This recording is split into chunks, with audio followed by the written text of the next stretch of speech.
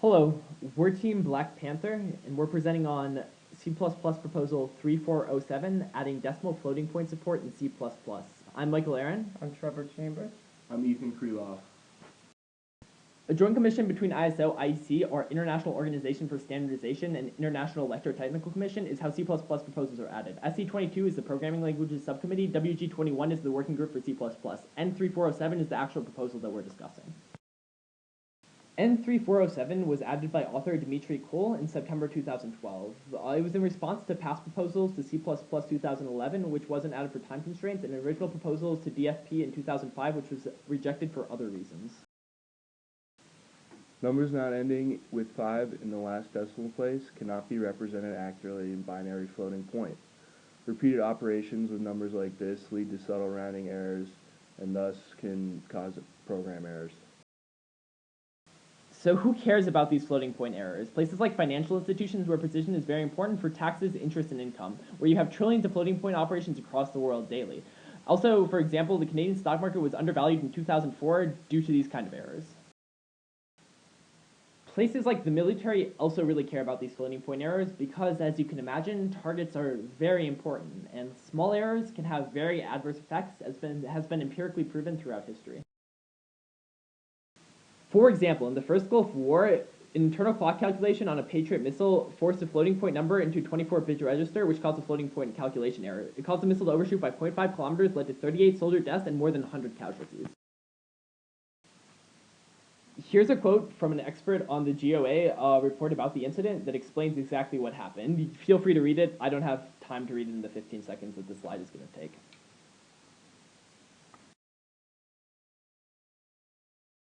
C++ uses the IEEE floating point standard, which has 3 primitive data types to represent floating point values: doubles, long doubles, and floats. These have the form -1 to the sign times significant times base to the exponent.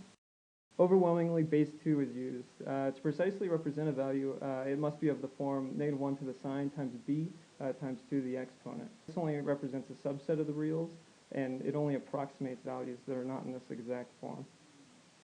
Specifically, this form with base 2 describes a subset of the reals whose denominator is a factor of 2, and all numbers that can be represented exactly in this form end in 5, but every number that ends in 5 cannot be represented exactly by this form.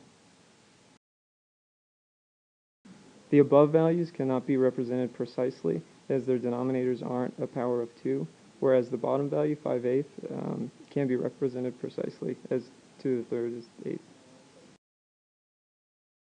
Consider the following financial example. In a base 2 floating point, we want to compute 5% sales tax on a 70-cent item. This causes the computation in the middle, which rounds down to 73 cents instead of 74 cents. Reasons for initially rejecting the proposal in 2005 included the long list of library functions that would need to be added to the C++ standard library, like floating point math functions, type conversion, and underflow exceptions. Reasons for rejecting the proposal in C++ 11 were mostly due to time constraints. The C++ was rushed for time, and there were too many language features to add in time for the release. This is a quote from a critic of the C++ proposal, and it mentions many of the issues that we discussed above.